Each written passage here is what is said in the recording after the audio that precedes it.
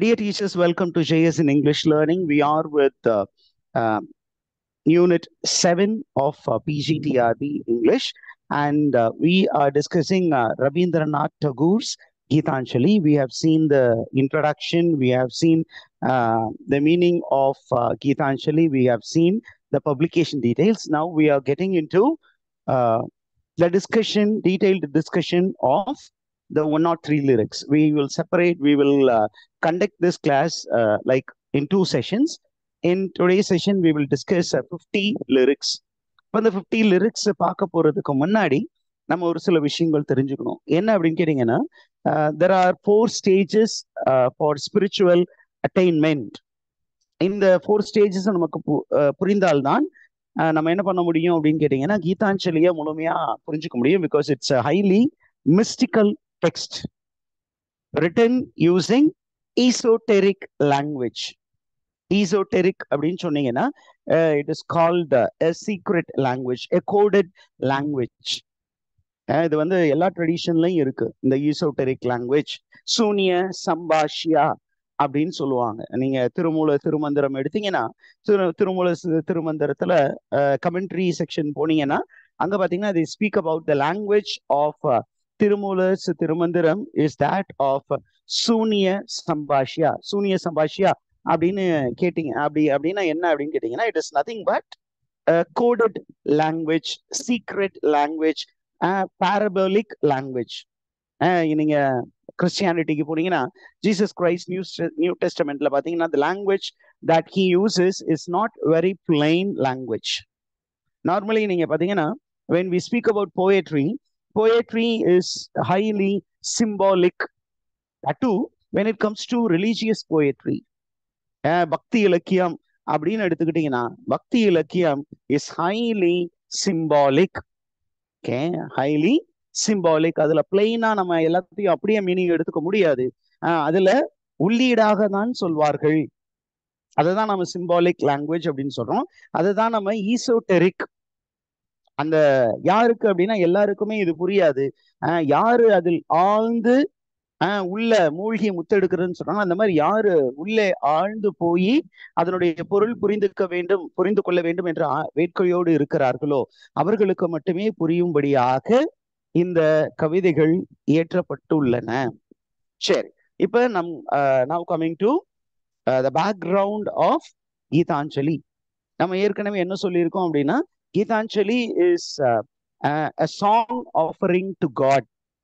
Why should a man offering to God அப்படின்னு கேட்டீங்கன்னா, it is to appease God, it is to please God. நார்மலாவே நீங்க எப்படி religion உருவாச்சு அப்படின்னு ஒரு ஸ்டடி பண்ணி பாத்தீங்கன்னா, there are books on how religion evolved and how worship evolved. அதுல என்ன சொல்றாங்க அப்படின்னு கேட்டீங்கன்னா, there are 2 elements. One is wonder, the other one is fear. Okay, கடவுள் வழிபாடு, இறை வழிபாடு அப்படின்னு இருக்கும் பொழுது என்ன விஷயம் அப்படின்னு கேட்டீங்கன்னா, I think there is some discussion there. Kindly do not meddle with the mic teachers because that will be disturbing, and let's stop any kind of disturbance. Okay, there shouldn't be any disturbance. I will keep the permissions with myself because there are people who should not find fault with the people whom I depute. Okay, right, I'm sharing it again. இப்போ ஏற்கனவே நம்ம பாத்தீங்கன்னா ஒரு விஷயம் இருக்கு. என்ன விஷயம் அப்படின்னு கேட்டீங்கன்னா, we are understanding this poem in the context of Indian spiritual thought. Indian spiritual thought அப்படிங்கும்போது we think in terms of two Indian philosophies are there, two approach in Indian religion. One is called Advaita, the other one is called Dvaita.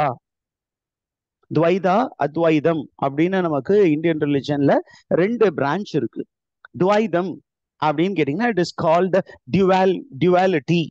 Dualityனா the human soul and the divine soul are made of 2 different elements அப்படிங்கிற ஒரு concept. இன்னொன்னு அத்வைதா அப்படின்னா, they are not 2, they are 1.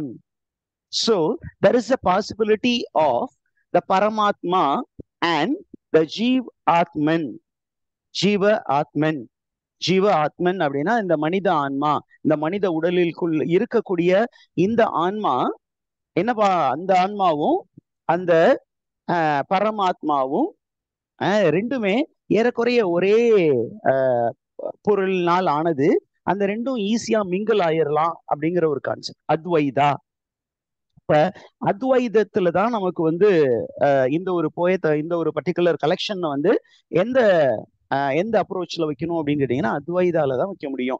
ஏன் அப்படின்னா the whole poem is about the Jiva Atman longing to merge with the Paramatman. Okay, Jiva Atman is trying to merge with Paramatman, but it is not going to be a easy task. ஏன் அப்படின்னு கேட்டீங்கன்னா நம்ம போன கிளாஸ்ல சொன்ன அதே விஷயங்கள் தான். This Jiva Atman, ஜீவாத்மன், வேகமா சொல்லணும்னா ஜீவாத்மன் சொல்லுவோம். அந்த ஜீவாத்மா எங்க இருந்து வந்தது அப்படின்னா பரமாத்மாவிடம் இருந்து வந்தது. அந்த பரமாத்மாவிட இதுவா வந்துச்சு அப்படின்னா இல்ல, it is God who will do send this jeevatma into a body. ஒரு குடுவையினுள் என்ன பண்றாரு, அனுப்பி வைக்கிறார். ஏன் அப்படின்னு கேட்டீங்கன்னா he wants this ஜீவாத்மா to strive to get back to it. தன்னிடம் திரும்பி வர வேண்டும். அந்த முயற்சி எடுத்து வரும் பொழுது அதுக்கு ஒரு 3 பிரச்சனை இருக்கு. ஆணவம், கண்மம், மாயை. ஆணவம், pride, ego pride. Okay, then கர்மா அப்படின்னா வினை பயன். முற்பிறவியில் நாம் செய்த வினை பயனால் நாம் இந்த பிறவியில் இந்த உடலினுள்ளே நாம் இருக்கிறோம். And we identify ourselves with this body which is not the soul. Jeevatma is not the body. ஆனா என்ன அப்படின்னா இந்த jeevatma believes that it is that body. இந்த உடல் தான் நான் தான் இந்த உடல் அப்படின்னு அந்த ஜீவாத்மா வந்து ஒரு ஸ்டேட் ஆஃப் இக்னரன்ஸ்ல இருக்கு. That is called maya. இந்த மூன்றையும் என்ன பண்ணணும், அது ஓவர் கம் பண்ணி it has to go and merge with the paramatma. Did you understand this concept, teachers? Yes, sir. அப்ப என்ன அப்படின்னு கேட்டீங்கன்னா this efforts taken by the Jivatma to merge with the Paramatma அப்படிங்கிற போது அந்த நிறைய எஃபர்ட்ஸ் எடுக்கும். அந்த எஃபர்ட்ஸ் வந்து எப்படி சார் போகும், டக்குன்னு ஒரு ஜீவாத்மா வந்து பரமாத்மா நோக்கி போயிட முடியுமா அப்படின்னா போக முடியாது. You have to undergo 4 important stages. அந்த 4 ஸ்டேஜஸை பத்தி தான் நம்ம இந்த போயத்துல எல்லாம் பார்ப்பீங்க. ஆனா நான் எந்தெந்த ஸ்டேஜ் அப்படின்னு நான் சொல்ல மாட்டேன், நீங்க தான் ஐடென்டிஃபை பண்ணி நோட் பண்ணி வச்சுக்கணும். Now coming to the 4 stages of spiritual attainment. இதுல வந்து என்ன சொல்றாங்க அப்படின்னா there are 4 stages. We call it as pada. pada அப்படின்னா ஸ்டெப்ஸ். அந்த ஒவ்வொரு ஸ்டெப்லையும் there is a marga. marga அப்படின்னா அது வே. அந்த வேல நீங்க டிராவல் பண்ணீங்கன்னா you will go to a stage called attainment. பதா, அந்த பதாவோட ரிலேட்டடான ஒரு வே. அந்த வேல இருந்து அப்படியே அந்த ஒரு பாதையில நீங்க டிராவல் பண்ணி போனீங்கன்னா you will reach a destination and that is called attainment stage. ஒவ்வொரு பதாலையும் இந்த ஒரு 3 ஸ்டேஜ் இருக்கு. ஒரு பதம், அந்த பதா அப்படின்னு சொன்னா அந்த பதால இருந்து ஒரு பாதை. அந்த பாதையில நீங்க பயணிக்கும் பொழுது ஒரு குறிப்பிட்ட டார்கெட். அந்த டார்கெட்டை ரீச் பண்ணிட்டீங்கன்னா you will have a kind of attainment. அந்த அட்டைன்மெண்டோட நீங்க நிறுத்திட்டீங்கன்னா இன்னும் நீங்க கடவுளை போய் சேரல. And from there you go to the next pada. And the next pada will show you a way. அந்த வேல நீங்க டிராவல் பண்ணீங்கன்னா you will have an attainment. Next stage. அடுத்தது third, fourth. அந்த 4th ஸ்டேஜோட எண்ட்ல you will become one with the divine. I am thou and thou I am. Martin Buber. I thou philosophy வெஸ்ட்ல Martin பூபர்னு ஒருத்தர் இருக்கார். அவர் வந்து ஐ thou philosophy சூப்பரான ஒரு திங்கர். ஏறக்குறைய ஹிந்துவிசத்துல இருக்கக்கூடிய அத்வைதமும் கிறிஸ்டியானிட்டியில இருக்கக்கூடிய அந்த பிலீஃபும் ஏறக்குறைய ஒரே மாதிரியான கான்செப்ட் தான். வேர்ல்டு ரிலிஜன்ஸ் எல்லாமே அதே மாதிரி தான் இருக்கும். It has to be because God is one. Only way that way we look at God with our own mindset that makes the fragmentation. இப்போ இங்க பாத்தீங்கன்னா the first pada, என்ன அப்படின்னு நம்ம படிச்சுக்கணும், தெரிஞ்சு வச்சுக்கணும். இட் இஸ் கால்டு சரிய பதா. சரியா பதா அப்படின்னா it is a stage of good conduct and நல்ல குட் காண்டக்ட், நல்ல செயல்கள் நீங்க செய்தீங்கன்னா என்ன பண்ணுவீங்க? we go to a marga called தச மார்கா. தசமார்க்கம் அப்படின்னு சொல்லுவாங்க. தசமார்க்கம் அப்படின்னா it is called the path of servitude, where you see yourself as a servant and you see God as a master. Okay, ஐயா அப்படின்னு நீங்க கடவுளை பார்த்து வழிபடும் பொழுது நீங்க கைய அப்படி எடுத்து கடவுளை பார்த்தோம்னா கையை கட்டி நிப்பீங்கல்ல, அப்ப அவர் அந்த மாஸ்டரை ப்ளீஸ் பண்ற மாதிரி செயல்கள் செய்வீங்க. அப்ப என்ன பண்ணுவீங்க? You will be doing all the duties of a servant. அப்ப என்ன பண்றது? தண்ணி கொண்டு போய் கோயில கழுவுறது. You are trying to please God by doing some menial jobs. ஏன் இப்படி நீங்க சின்ன சின்ன விஷயங்கள்லாம் செஞ்சு you are trying to please the master, அந்த மாஸ்டர் இஸ் த பரமாத்மா. இப்படி எல்லாம் நீங்க செஞ்சாலும் என்ன பண்ணுவீங்க? You will go closer to God, but still you are far away from God. You have only reached a position called சலோக்கியா. சலோக்கியா அப்படிங்கிற ஒரு நிலைக்கு போறீங்க. இருந்தாலும் இந்த நிலையில நீங்க you should not be happy. ஆனா சில பேர் என்ன பண்ணுவாங்க அப்படின்னா இந்த சரிய பதாலேயே இருப்பாங்க கடைசி வரைக்கும். ஏதாவது பணிவிடை செய்தே கடவுளை வந்து வழிபாடு செய்து கொண்டே இருப்பார்கள். அதேதான் அவங்க வருஷம் வருஷம் ஒரு ரொட்டீன், ஏதோ ஒரு வேலை அந்த மாதிரி செய்வாங்க. பால் குடம் தூக்குறது, அந்த பில்கிரிமேஜ் போறது, இது எல்லாமே பாத்தீங்கன்னா it is like you are afraid of God and you want to please God by doing some good deeds. உண்டியல்ல காசு போடுறது, அந்த மாதிரி விஷயங்கள் எல்லாம் எதுல வரும் அப்படின்னா சரிய பதா. இது பண்றதுனால நம்ம வந்து போக முடியாது சார். இது பண்ணலைன்னா நீங்க அடுத்த ஸ்டேஜுக்கு போக முடியாது. ஆனா அந்த ஸ்டேஜ்ல நம்ம ஸ்டாப் பண்ணிடக்கூடாது. That is the first stage. Now the next stage is called கிரிய பதா. கிரிய பதா. கிரிய பதா அப்படின்னு சொன்னீங்கன்னா கிரிகை அப்படின்னு சொல்லுவோம். கிரிகை அப்படின்னா action, religious action and the worshipping stage. இந்த மார்க்கத்துக்கு பேர் என்ன அப்படின்னா சத்புத்திர மார்கா. இப்போ வரைக்கும் நீங்க என்ன பண்ணீங்கன்னா உங்களை வந்து ஒரு அடிமையாக பாவித்து கொண்டீர்கள். அடிமை நிலையில் இருந்தீங்க. அடிமை நான் ஆண்டவரே என்னை ஆட்கொள்ளும் என் தெய்வமே அப்படின்னு பெர்க்மன்ஸ் ஃபாதர் பாட்டு பாடி இருக்காரு.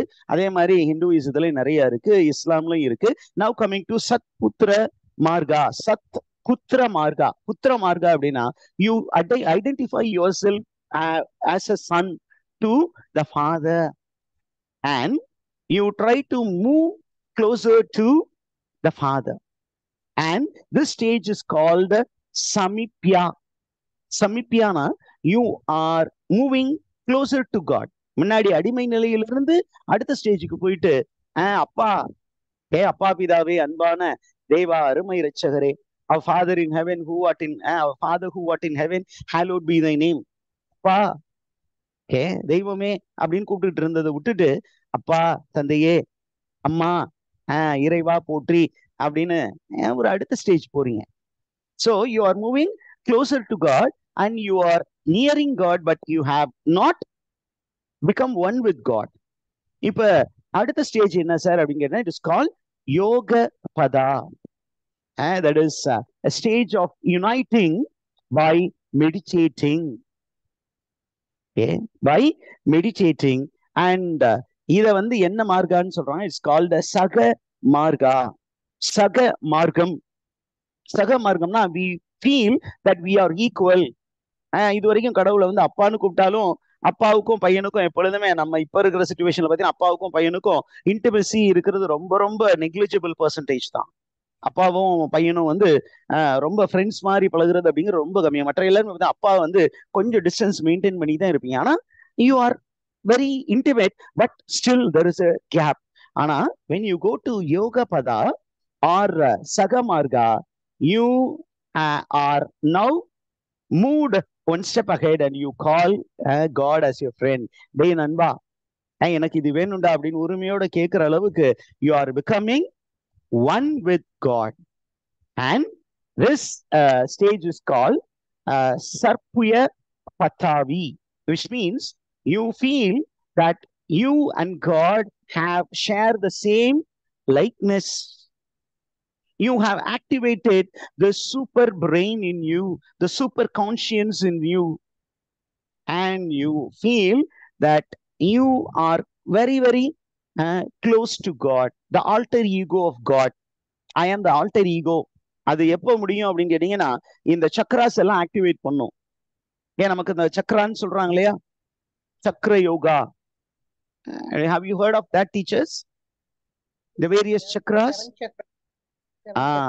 Seven chakras இருக்கா, from மூலாதாரா to சகசரா அப்படின்னு சொல்லிட்டு இந்த சக்ராஸ் எல்லாத்தையும் அப்படியே நீங்க ஆக்டிவேட் பண்ணி மேல போனோன்னு there will be 1,000 petal lotus which will blossom, and that is the meeting point of the divine and the human soul.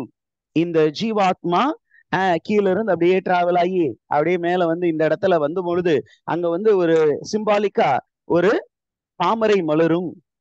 அந்த தாமரை மலரும் போது, அந்த தாமரை மலரும் பொழுது அங்க ஜீவாத்மா அந்த பரமாத்மா will mingle and you move into the next stage. It's called ஞான பதா.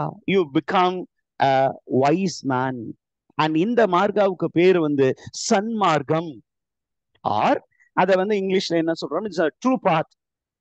Okay, where you call God as your beloved. அன்பே அப்படின்னு பேச ஆரம்பிப்பீங்க. அப்ப அன்பேன்னு நீங்க கூப்பிடுற அளவுக்கு நீங்க போயிட்டீங்களா ஆன்மீகத்துல, அப்ப அது வந்து ஒரு காதலன் காதலி அப்படின்னு பாக்குற மாதிரி இருக்கும். அப்ப when you read bhakti literature, you will find people in any of these four padas and following these margas.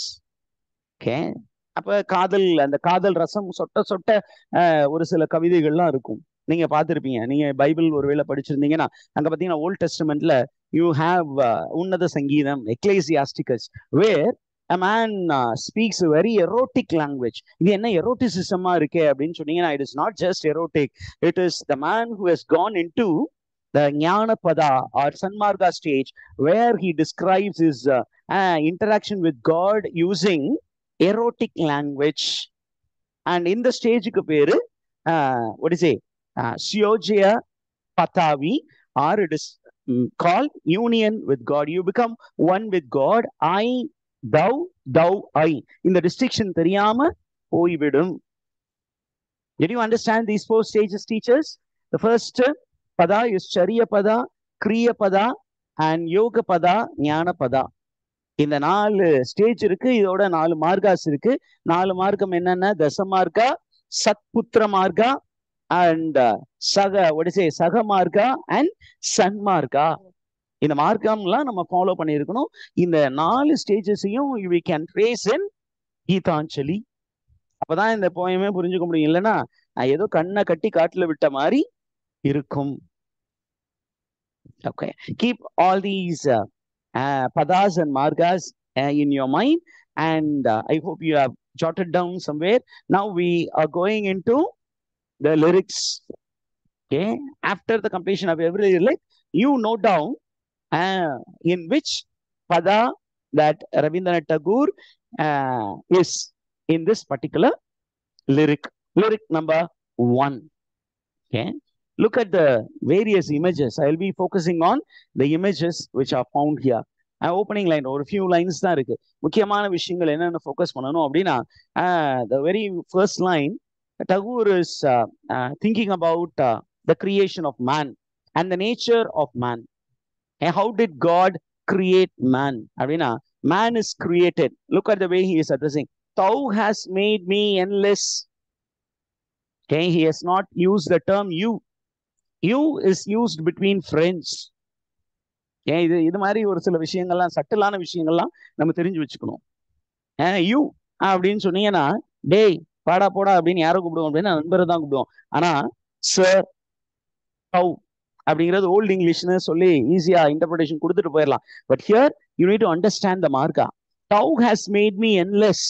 So here is a servant talking to the master. My dear master, you have made me endless, and it is not by my will I am made so, but it is by your pleasure. The will of God, God will to make us endless. We are endless beings. நமக்கு அழிவே கிடையாது. இருந்தாலும் what is the nature of the human soul அப்படின்னா we are a frail vessel. We are very very weak vessels. Look at the image. Human being is described as a frail vessel, and God empties this vessel again and again and fills it with fresh life. The first image, human being as a frail vessel. frailனா ரொம்ப வீக்கான ஒரு குடுவை. ஏன் நந்தவனத்தில் ஒரு aunty அவன் 4 மாதமாய் குயவனை வேண்டி கொண்டு வந்தான் ஒரு தோண்டி அதை கூத்தாடி கூத்தாடி போட்டு உடை தாண்டி அப்படின்னு ஒரு சித்தர் பாட்டு இருக்கு. கேள்விப்பட்டிருக்கீங்களா teachers? Okay, yeah. So there the description of a potter. அந்த கடவுள்கிட்ட வேண்டி ஒருத்தன் என்ன பண்ணானா ஒரு குடுவைனா the பாடி தோண்டி, அந்த தோண்டி அப்படி அதுக்குள்ளார வந்து life, God filled it with life. அதை என்ன பண்ணான், because of the physical pleasure, because of the worldly attachment, என்ன பண்ணான், கூத்தாடி கூத்தாடி அவ்வளவு ஒரு ப்ரெஷியஸான லைஃபை போட்டு உடைச்சிட்டான். 4 மாதம் 10 மாதம் you are there in the womb of your mother, meditating, longing to have life. If God had not willed, man would not have come out of the womb of the mother. It's almost like a meditation. It's a deep prayer. கடவுள்கிட்ட வந்து வேண்டி, ஐயா என்ன இந்த உலகத்துல கொண்டு போய் காட்டி விட்டுறியா அப்படின்னு வேண்டிட்டு வரான். Now look at the next image. Human being is presented as a little flute of a reed. Okay, it's a flute, the image of a flute. And what is the air that flows through the flute? It is the breath that comes from the mouth of God. Who is the flutist? God is the flutist. And do you remember certain deity who is associated with a flute? Lord Krishna. Yeah, Lord Krishna. So that should be the image you should remember. Okay, so in Hinduism you have Lord Krishna, who is presented as the creator, what to say, the one who is actually the preserver. அப்படிதானே சொல்றோம். Vishnu is the preserver, and he breathes beautiful harmony into the human. And Christianity போனீங்கன்னா அதே concept தான் இருக்கு. God breathes air into the body, and this body is not just a useless thing. It has the immortal touch. It has the immortal touch. And then the speaker realizes that God has given infinite gifts, which is beyond his reach, which he is unworthy of. இந்த மனிதனுக்கு இவ்வளோ gift கடவுள் கொடுத்திருக்காரு, and man is not worthy of all those gifts. இருந்தாலும் கடவுள் என்ன பண்ணிட்டு இருக்காராம், was very very generous. God is a generous master, giving a lot of gifts, and the gifts are filling the rooms. ஒரு patron and a poet. அந்த ஒரு image. வேணும் வேணும் வேணாங்க வேணான்னு சொன்னாலும் வச்சுக்கோன்னு கொடுக்குற அளவுக்கு கடவுள் வந்து ரொம்ப தாராள பிரபுவா இருக்காரு. That is presented there. Stanza 1. We are moving to lyrics 2. What does lyric do to deal with அப்படின்னு கேட்டீங்கன்னா, இங்க பாருங்க, இங்க இருக்கக்கூடிய வேர்ட்ஸ் எல்லாம் நம்ம பார்க்கணும். Look at the words that gives the clue regarding the what do you say, the marga. Okay, the marga and the pada. என்ன அப்படின்னு கேட்டீங்கன்னா, என்ன மார்கா? The word command.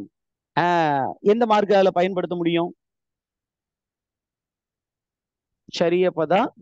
That is என்ன மார்கா? ஷரிய பதாவோட ரிலேட்டடான மார்கா தசமார்கா. தாசன்னா அடிமைன்னு அர்த்தம். அப்ப ஒரு அடிமை கிட்டதான் ஒரு மாஸ்டர் வந்து கமாண்ட் பண்ண முடியும். So God is commanding. So this image is the image of a master and a servant, and அவங்க ரெண்டு பேத்துக்குள்ள நடக்கக்கூடிய விஷயங்களை தான் இந்த லிரிக் 2ல சொல்லியிருக்காரு. அப்ப when God commands me to sing, it seems that my heart would break with pride. I look to thy face and tears come to my eyes. அப்ப கடவுள் வந்து மனிதன் சொல்லி, டே பாடு, என்ன பாட்டு பாட? நம்ம பாட்டு தான். ஏதோ ஒரு படம் ஞாபகம் வருதா? ஓகே, கமலஹாசன் சரியான song. You have Sivaji and Kamal Haasan சேர்ந்து நடித்த ஒரு படம். அதுல ஏய் பாட்டு பாடு, என்ன பாட்டு பாட? நம்ம பாட்டு தான். தலைவர் நம்மளை கூப்பிட்டுருக்காரு, இவ்வளவு பேர் இருக்கும்போது நம்மளை கூப்பிட்டுருக்காரு. So it's a kind of pride. இவ்வளவு பேர் இருக்கும் பொழுது என்ன மட்டும் அவர் ஏன் கூப்பிட்டாரு ஏன் அப்படின்னு ஒரு ப்ரைட். அந்த ப்ரைட் இருக்கும் பொழுது look at the man, how he feels elated, and அந்த ஒரு feeling of elation is described using a simile. Okay, simile எப்படி? நான் என்ன simile கொடுக்குறாரு பாருங்க. A bird spreading its wing across the sea. கடவுள் அந்த பக்கம் இருக்காரு, கடலுக்கு அந்த பக்கம் இருக்காரு. வாழ்க்கை என்ற கடலை கடந்து அவர் தேவலோகத்தில் இருக்கிறார். இங்க இருந்து ஒரு பறவை என்ன பண்ணுது, அந்த பக்கம் அப்படியே அந்த விங்க அப்படியே என்ன விட்டு அப்படியே விரித்து போய் கடவுளை எப்படியா லைட்டா டச் பண்ணிடலான்னு ஒரு feel. But it couldn't reach. But sometime அப்படியே அந்த பாடலில் லயித்து போய் கடவுள் பாட சொல்லும்போது அப்படியே மெதுவா போய் மாஸ்டரை டச் பண்ணோன்னே, ஐயோ சாரி மாஸ்டர், நான் அப்படியே பாடல லயித்து போய் I thought you are my friend, வந்து உங்களை கட்டி பிடிச்சி ஒரு கிஸ் கொடுத்துட்டேன். I am extremely sorry. That kind of image is presented in lyric number 2. Did you understand this, teachers? Yes, sir. ரொம்ப சிம்பிளான ஐடியா. என்ன சிம்பிளான idea? The master, who is a connoisseur of music, he is asking, there are many people, many musicians in his court.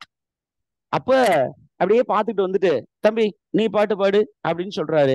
இவரும் என்ன பண்றாரு, ஐயா நம்மளை கூப்பிட்டுட்டாரு, இப்ப இவ்வளவு பேர் இருக்கையில என்ன கூப்பிட்டாரு அப்படின்னா, he loves me, என்னுடைய மாஸ்டர் என்ன கூப்பிட்டாரு, எனக்கு ஒரு சான்ஸ் கொடுத்துட்டாரு அப்படின்னு இவன் பாட்டு அப்படியே பாடி அந்த பாட்டுல லயித்து போய் மூழ்கி போய் அவரை எப்படியாவது ப்ளீஸ் பண்ணணும்னு நினைச்சு பாட்டு பாடிட்டு இருக்கும்போது மறந்தாப்புல போய் அப்படியே நம்ம அவர் மேல சாஞ்சிட்டான். And then he realizes that that man is a master and I am the slave. I am not supposed to touch him. அப்புறம் என்ன பண்றான், அதுக்கு காலம் இருக்கு அப்படின்னு நினைச்சிட்டு இருக்கான். That is lyric number 2. Now we go into the next lyric. In this lyric number 3, ரொம்ப தெளிவாவே அத ஃபர்ஸ்ட் மார்க்கால தான் இருக்காரு அப்படிங்கிறது இருக்கு. God is seen as a master. He is a patron of music. God is a musician and the whole world contains harmony அப்படிங்கிற மாதிரிலாம். There is a beautiful poem by John Dryden. Do you remember that ode written by Dryden? There are 2 odes celebrating music. What are the 2 odes written by John Dryden in a gap of 10 years? One is a song for Saint Cecilia's Day. The other one is Alexander's music. Alexander's feast. 2 beautiful odes where he celebrates the power of music. அதுல a song for Saint Cecilia's Day, opening line என்ன, from harmony, from heavenly harmony, all the world was created. There was a music in heaven and it was a harmonious music, and அந்த music அப்படியே கடவுள் என்ன பண்ணாரு, அப்படியே லைட்டா தட்டி விட்டாரு. It came down and the atoms which were lying in a heap, they got electrified and they came in different proportion. They came together and different kinds of life emerged in different combinations. It was made possible. Probability theory. கடவுள் என்ன பண்ணாரு, டக்குன்னு அந்த music ஹார்மோனியை use பண்ணி உலக create பண்ணாரு. The whole world was created by music. Music theory of the origin of the world.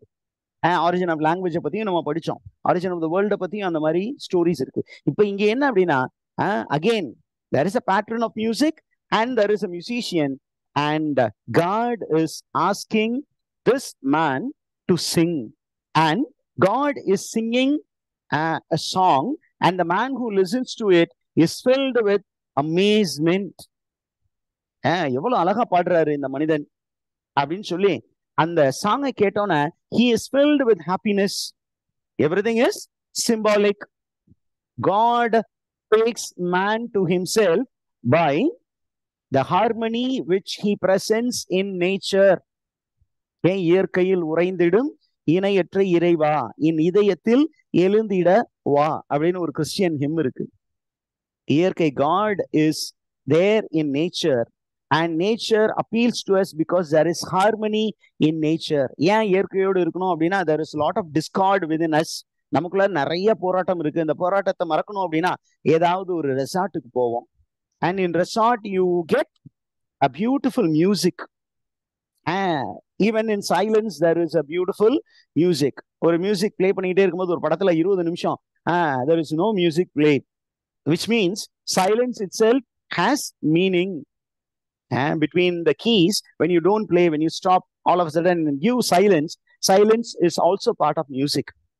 So God is drawing man towards him by the harmony which is in nature. Did you get that, teachers? Yes, sir. Okay. அடுத்தது பாருங்க, when God is singing a song, man who is listening to the song, எல்லாமே அப்படியே கண்டினியூஸா lyric போற மாதிரி தான் இருக்கு. அந்த ஒரு மாஸ்டர் மியூசிஷியன் இஸ் காட். அவர் அந்த மியூசிக்கை பிளே பண்ணி he is trying to attract man, மனிதனை தன்னை நோக்கி ஈர்க்க முயற்சி பண்றாரு. அப்ப இவனும் அந்த மியூசிக்ல லைத்து போய் கொண்டு இருக்கும்போது அவனுக்கு ஒரு ஞாபகம் வருது, ஐயோ இந்த கடவுளுக்கு பக்கத்துல நம்ம போறதுக்கு we are unworthy because the body has been made impure by worldly attachment. இந்த worldly attachmentனால நம்ம என்ன ஆயிட்டோம், இந்த உடலை தூசு பண்ணி விட்டோம், மாசாக்கி விட்டோம் அப்படின்னு சொல்றாங்க. அப்ப the first thing, we have gone away from God by our deeds, our words and our thought. மூன்று விஷயம். நீங்க கிறிஸ்டியானிட்டி போனீங்கன்னா அந்த சர்ச் மாஸ் இருக்கு இல்லையா, we call this the liturgy, a ritual of the liturgy. அந்த லிட்டர்ஜியில ஓப்பனிங் ஆக்ட் ஆஃப் கன்ட்ரிஷன், பாவ அறிக்கை அப்படின்னு சொல்லுவாங்க.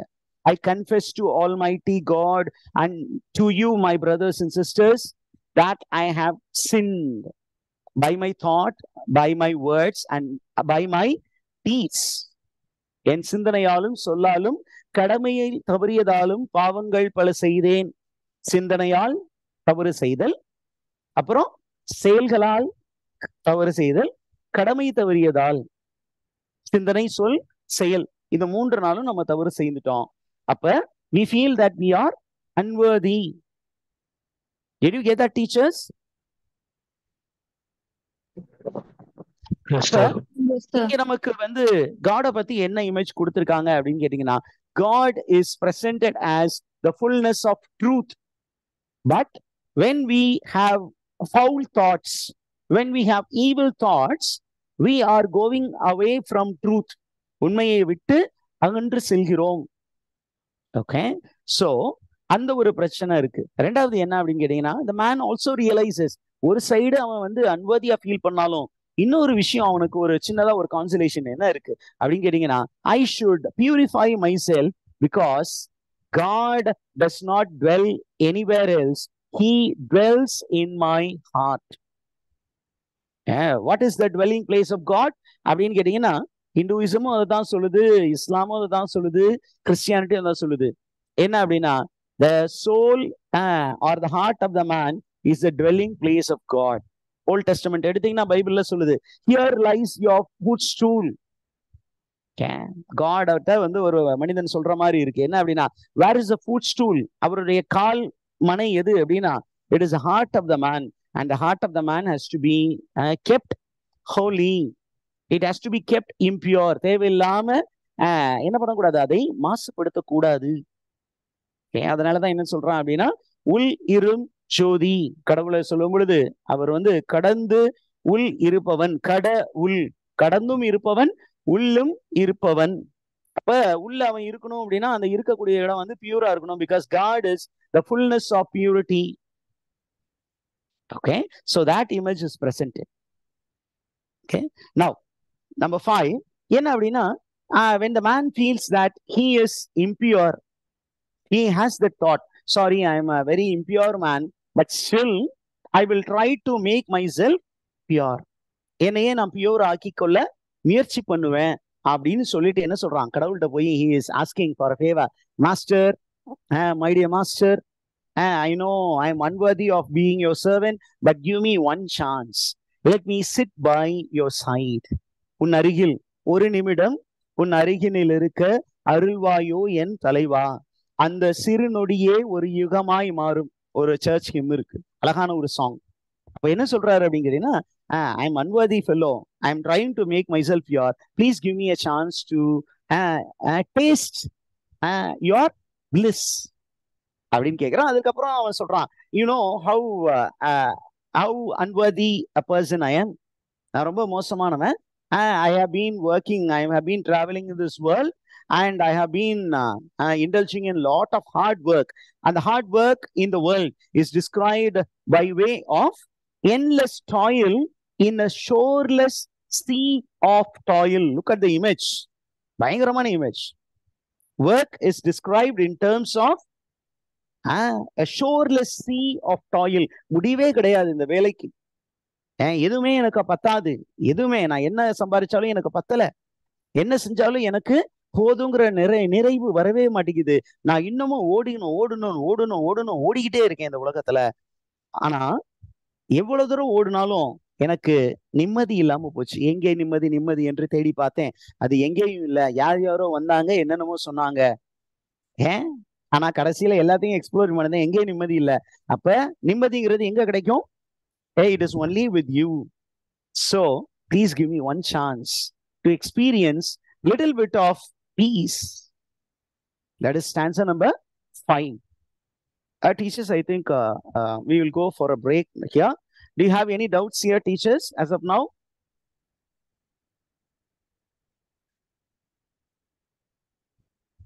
No, sir. Okay, then we'll go for a break of some 5 minutes and get